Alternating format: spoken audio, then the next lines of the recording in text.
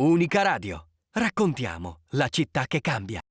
Bentrovati amici di Unica Radio nella nostra rubrica Chuck in Sardegna, la rubrica dedicata al cinema in Sardegna. Ogni settimana con noi ospiti, attori e registi che hanno lavorato nella nostra isola per raccontarci un po' quello che è la loro esperienza e quelli che sono i loro progetti futuri nella nostra isola. In compagnia come sempre di Marinella Frau, Luca Lubino, alla regia Priamo Meloni. Oggi con noi il regista Paolo Lubinu. Ciao a tutti, Paolo. ciao ragazzi. Ciao, grazie mille per benvenuto. essere benvenuto. Paolo, subito una domanda. Falamus e soprattutto cosa vuol dire? Falamus, già che l'hai detto, già sta succedendo qualcosa in strada perché significa scendiamo. La traduzione più appropriata è lottiamo, meglio ancora insorgiamo. In che lingua? In sardo, logudorese. Ah, ecco, Ok. in lingua logudorese. Certo, poi è un insorgiamo che chiaramente non è una reale chiamata alle armi, anche perché in questo periodo mi pare che ce ne sia abbastanza di questo tipo di dinamica. È un insorgiamo che chiaramente ha a che fare con una lotta, l'organizzazione di una lotta contro un'ingiustizia, però intanto si tratta di insorgere da se stessi, cioè uscire fuori dai propri margini per trovare quella scintilla di umanità che anche oggi si spera sempre di recuperare, io ci credo sempre, che è l'unica chance per poi creare un vero gruppo sociale, un vero gruppo umano da cui poi costruire una vera lotta di emancipazione. Dove l'avete Questo, girato? Allora, abbiamo girato a Ossi, io sono nativo di Ossi, a Ozieri, a Itireddu e qualche scena anche nei dintorni di Sassari. Sono tutte location molto care che già ho concepito in sceneggiatura, perché comunque il cortometraggio viene da un capitolo del mio primo romanzo, Gesù Cristo Ezzu, che è Che hai sempre... pubblicato nel Questo è 2021. del 2015, Ah, no. è il primo romanzo. È il Poi è primo. uscito per Catarteche Edizioni Vampiri Urbani, adesso siamo in promozione con un altro romanzo appena uscito che è La Combinazione Vincente, è uscito a marzo 2025.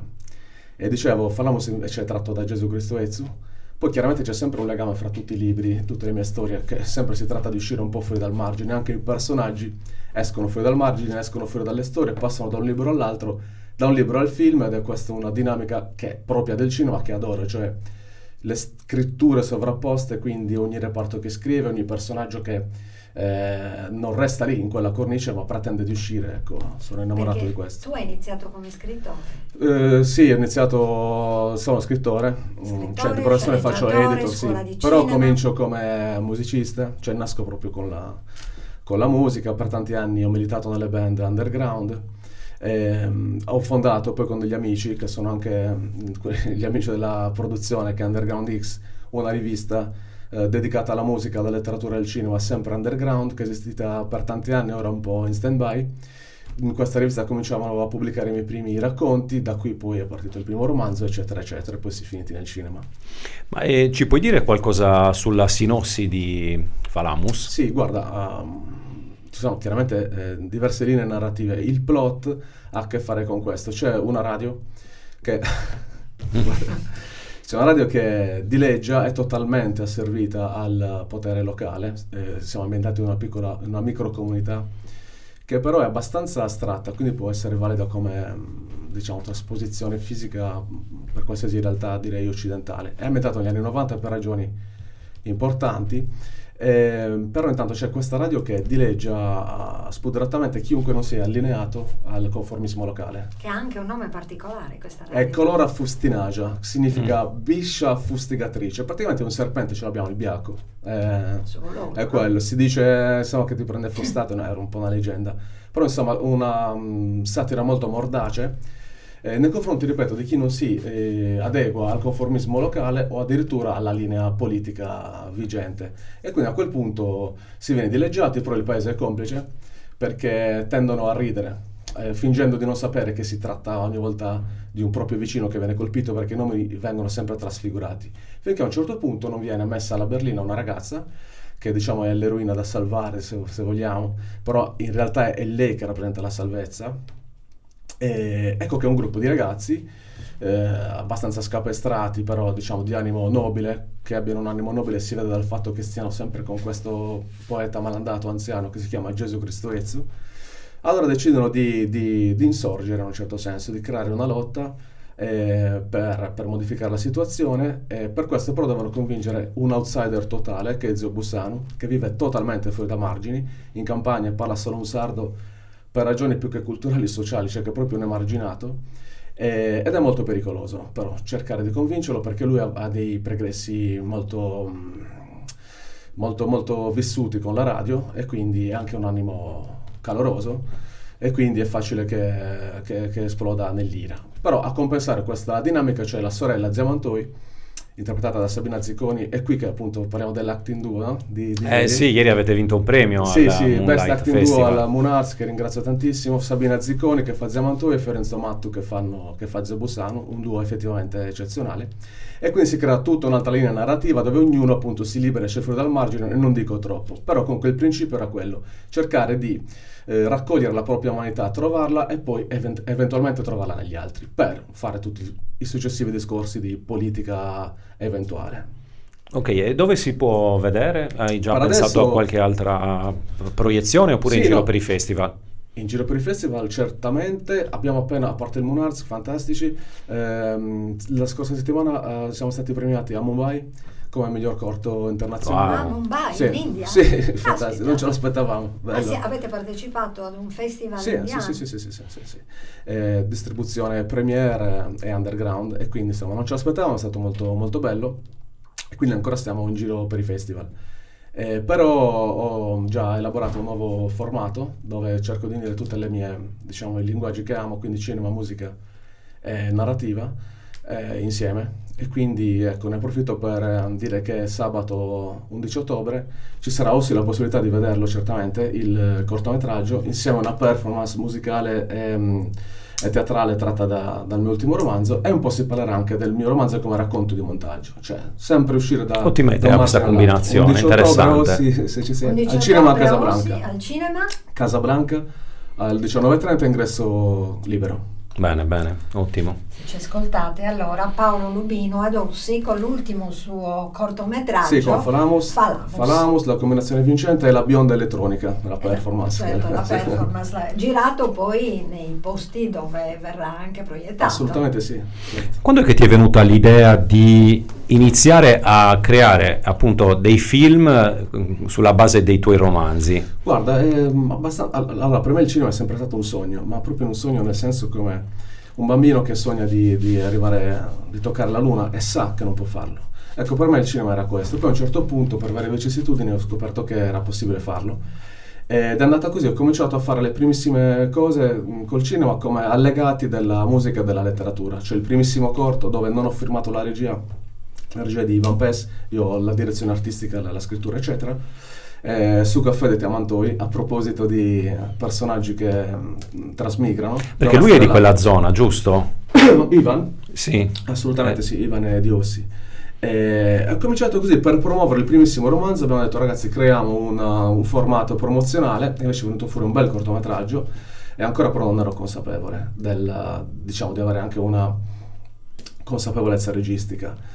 Se non che poi sono editor, ho avuto modo di lavorare come editor allo story editing di vari lungometraggi, e quindi già sentivo di avere un piede dentro il mondo del cinema, ma ero ancora lontano. Finché a un certo punto, dovendo fare un corso specialistico di editing con un editor molto famoso e molto bravo, in quello stesso periodo mi era capitata la possibilità di fare una scuola di cinema con un autore importante, che è Bonifacio Angius, e cercavo anche degli sceneggiatori, sono entrato lì, me l'ho preso, poi invece sono uscito regista perché era una scuola molto Tana delle Tigri, e quindi Bonifacio, la scuola di Sassari? sì, la scuola di City Lights Bonifacio, prima edizione, forse l'unica penso. Sì. E insomma sono uscito così come regista, sono entrato come sceneggiatore, ho preso consapevolezza che invece il cinema si poteva fare, quindi ho fatto un primo corto da regista tra noi con zero risorse, e poi appunto ho detto no, facciamo le cose seriamente, quindi è nata l'idea di Falamus, che poi si è portata nel tempo, ci ho messo, perché vuole professionale, e ci ho messo 2 anni solo per trovare i soldi, poi l'abbiamo girato in 4 giorni, va bene, però poi da qui tutto è davvero esondato, quindi stiamo lavorando alla preproduzione del lungometraggio e non ci fermiamo. Bene, Quindi lo ottimo. trasformate in un lungometraggio. Allora, il corto Falamus vale come pilota per una serie TV oppure come mood pilot per un lungometraggio, però ci vogliono troppi soldi per il momento per fare il lungometraggio di Falamus, mentre ne ho pronto un altro che diciamo è scritto direttamente con una consapevolezza anche produttiva, essere in grado di girarlo. Infatti mi appello ai produttori in ascolto, siamo pronti, spacchiamo. Veniteci, Contattate Paolo vedete la Lubino nostra su porta. Facebook e dategli un po' di soldi, così lo Mi mettiamo in arricchirete. moto. Ieri c'era qualcuno al festival? Qualcuno dei nostri? No, qualche produttore, qualcuno interessato, oppure c'è... Ma ce ne sono Ci sempre, sono diciamo, sempre, infiltrati. È stato bello, davvero è stato Infiltrati. molto Infiltrati, bello ieri sì. al Munars. Guarda, ringrazio, infatti, approfitto per ringraziare Marco Oppo, tutto lo staff del Munars, un festival indipendente, un tipo di realtà che amo, dove c'era anche una sensibilità precisa, una direzione artistica assennata. E niente, è stato bello, un onore. Oltre che ho avuto la possibilità di vedere dei bellissimi lavori, cioè il livello era effettivamente molto, molto alto. Sì, la Gratificante. qualità era veramente alta, veramente alta. Io ne ho visto tanti ed erano molto molto belli, ben fatti, insomma è stata una bella... Mi pare di ricordare. C'era anche Luca, infatti, abbiamo visto Luca. C'ero anche io, c'era la proiezione di Come quando fuori piove e siamo tornati a casa con una menzione speciale per la sceneggiatura che è stata scritta dai detenuti della Casa Massama di Oristano, quindi un grandissimo premio importante perché è un ottimo riconoscimento per loro che ci hanno lavorato, quindi E insomma... questo è un progetto ancora su sceneggiatura che verrà... No, l'abbiamo proprio proiettato Come quando fuori piove, sì, è un cortometraggio di circa 30 minuti, parla di una storia di ludopatia. Ah. Bello, una bella storia.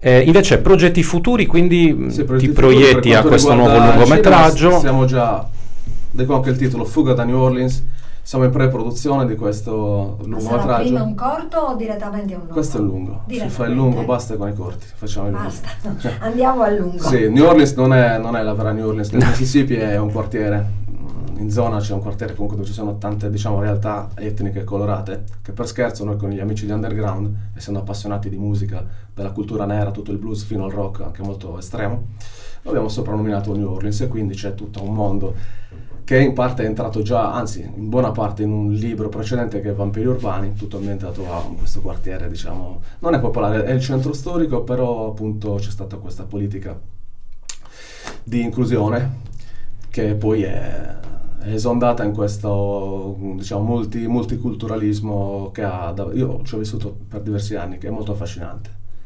Tu cosa vuoi raccontare con i tuoi film, con i tuoi libri? Cosa vuoi che arrivi al pubblico? Guarda, Se vuoi che arrivi qualcosa beh, o se vuoi voglio- solo mostrare No, qualcosa? guarda, certamente voglio che arrivi qualcosa, però ho abbastanza rispetto anche come editor per quella che è l'esperienza estetica e intellettuale di un lettore, lettrice o spettatore. Quindi io chiaramente ho un'urgenza, cioè non è che ho la volontà di come dire, trasporre un messaggio, lo farei, scrivere un articolo in quel caso. Ho proprio un'urgenza chiaramente di rappresentare qualcosa che sento di molto forte, però in parte, diciamo, sfugge a un concetto. Potrei dirlo, però la brutalizzerei se dicessi davvero diciamo il concetto di ciò che voglio esprimere, perché in qualche modo impedirei anche a te, spettatore, di vivere la tua esperienza. Perché comunque quando, diciamo, come si dice, un film buono, ma anche un libro buono, comincia quando finisce. Perché alla fine è lì che comincia il vero viaggio, la vera esperienza estetica, intellettuale di uno spettatore. Se non parliamo chiaramente di cinema o di letteratura di consumo, in quel caso, d'accordo, finisce tutto lì e non è questo che ci interessa. Quindi un'urgenza, certamente poi ci sono delle tematiche ricorrenti, questo è chiaro, quindi sempre l'autodeterminazione, però sono dei temi, diciamo, cardine, non sono la soluzione finale, ce lo utilizzo come mezzo. Infatti quello che dicevo anche prima sull'umanità, ecco, ci lavoro molto sul tentativo intanto di scoprirsi anche la propria parte oscura, di vedere anche quella degli altri, accettarla e quindi poi creare un vero mondo, perché attualmente, cioè, se un attimo ragioniamo, non sembra davvero di stare al mondo, certo noi siamo nati nella parte fortunata del mondo, però ci sono troppi inferni, no? E dobbiamo accettare che anche noi siamo all'inferno, sicuramente per qualcuno, e ce l'abbiamo dentro, dobbiamo vederlo, tirarlo fuori, accettarlo, però accettare anche la bellezza che abbiamo, ce l'abbiamo, e credo molto in questa scintilla. Non so, mi sono tirato per le lunghe, però è questa l'urgenza. C'è anche una ricerca, certamente. Abbiamo terminato il tempo a disposizione, terminiamo con questo tuo progetto, quando iniziano le riprese, se hai già una data e No, non ho un una po' di data, cosa sto tratta. aspettando i produttori, no scherzo, per il 2025 aspettiamo ancora, lavoriamo ancora alla pre-produzione, fare un mood board molto, molto dettagliato, però conto di cominciare nell'estate a girare nell'estate del 2026. Mi servono soltanto i soldi per girare, poi facciamo i matti, per post-produrre li troviamo dopo. Dai, bene, in bocca al lupo per tutto. Viva il lupo! In bocca al lupo. Viva il lupo, grazie davvero di cuore. Ciao. Grazie, Paolo. Noi come sempre ci sentiamo su unicaradio.it oppure su YouTube se volete vedere la puntata. Ciao. Ciao. Ciao!